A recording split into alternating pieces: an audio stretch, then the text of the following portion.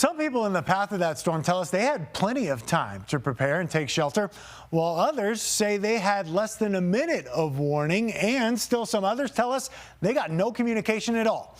Your investigator, Karen Morfitt, spent the day digging into this and has more on the warning systems that are currently in place, why the alerts were so spotty, and how these systems are changing. The most important thing to reiterate is that no injuries have been reported and no lives lost. We know some areas do still use sirens to alert their communities, but emergency management teams that we spoke with say they are often only secondary to what is now available on our phones.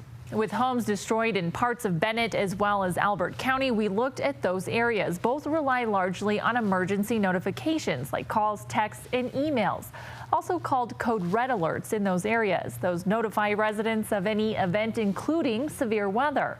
Those come from the National Weather Service and will go directly to those registered numbers in the area where the warning is issued.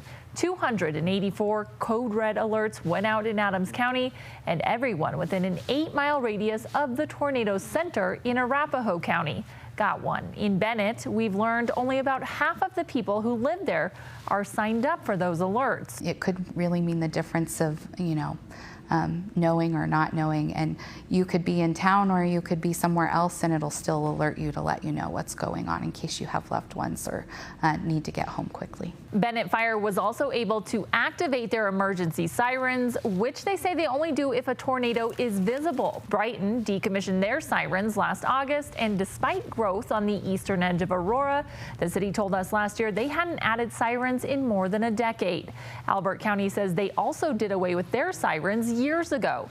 The director of emergency management there telling us they reach only about a quarter of a mile and to people who are outside. Of course, there's also your radio and television, where the nationwide emergency alert system will broadcast warnings, and you'll get additional information from our weather team here as well. Karen Morfitt covering Colorado First. Thank you.